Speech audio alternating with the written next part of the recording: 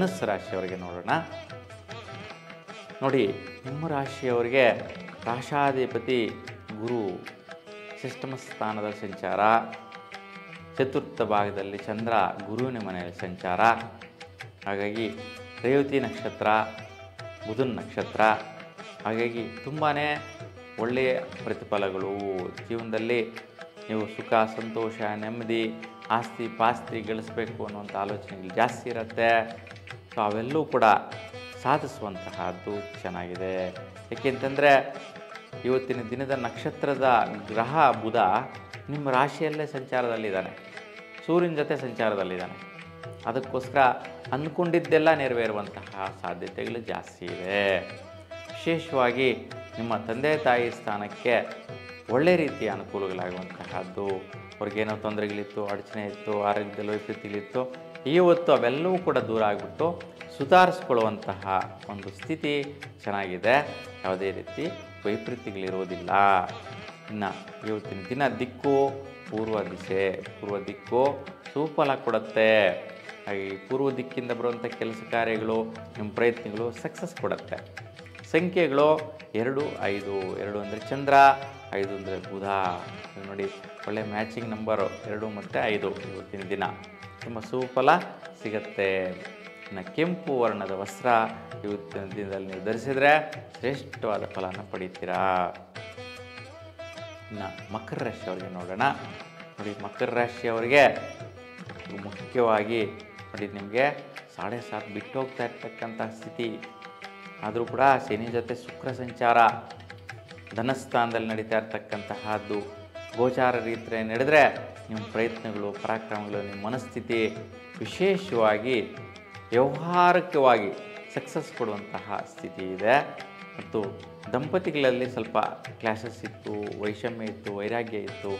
ಅವೆಲ್ಲವೂ ಕೂಡ ಇವತ್ತಿನ ದಿನ ನಿಮ್ಮ ಪ್ರಯತ್ನದಲ್ಲಿ ಮಗ್ನರಾಗೋದ್ರಿಂದ ಅವೆಲ್ಲ ಸ್ವಲ್ಪ ಕಡಿಮೆ ಆಗುತ್ತೆ.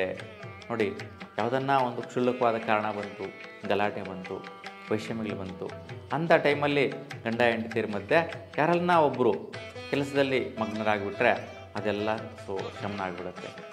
ಸೊ ಗಂಡ ಆಗಲಿ ಹೆಂಡತಿ ಆಗಲಿ ಅವ್ರು ಮಾತುಗಿಳಿತಾರೆ, ದ್ವೇಷಿಸ್ತಾ ಇರ್ತಾರೆ, ಬೈತಾ ಇರ್ತಾರೆ, ಗಲಾಟೆ ಸ್ಟಾರ್ಟ್ ಮಾಡ್ತಾರೆ. ಇನ್ನೊಬ್ಬರು ಅವನ್ನ ಕೇಳ್ದಂಗೆ ಬೇರೆ ಕೆಲಸದಲ್ಲಿ ಮಗ್ನರಾಗಿಬಿಟ್ರೆ ಏನು ನೋಡ್ದಂಗೆ ಹೊರಟೋದ್ರೆ ಸರೋಗುತ್ತೆ, ವೈಪರೀತ್ಯಗಳಿರಲ್ಲ. ಯಾಕಂದರೆ ಸ್ವಲ್ಪ ಜಟಾಪಟಿಯ ಇರ್ತಕ್ಕಂತಹದ್ದು, ಜಗಳ ಬರುವಂತಹದ್ದು ಜಾಸ್ತಿ ಇರುತ್ತೆ ಇವತ್ತಿನ ದಿನದಲ್ಲಿ. ಅದಕ್ಕೆ ಸ್ವಲ್ಪ ಕುಜಿನ ದೃಷ್ಟಿ, ಕುಜಿನ ಸ್ಥಾನ, ಸಂಚಾರ, ನೀಚ ಸ್ಥಿತಿ, ವಕ್ರಸ್ಥಿತಿ ಇರೋದ್ರಿಂದ ಈ ಒಂದು ಸ್ಥಿತಿಗಳು ಬರುವಂತಹ ಸಾಧ್ಯತೆಗಳು ಹೆಚ್ಚಾಗಿರುತ್ತೆ. ಸ್ವಲ್ಪ ಗಮನಿಸ್ಕೊಂಡು ನಾನು ಹೇಳಿದ ರೀತಿಯಲ್ಲಿ ಮುನ್ನಡೆಸ್ಕೊಂಡ್ರೆ ತೊಂದರೆ ಇಲ್ಲ.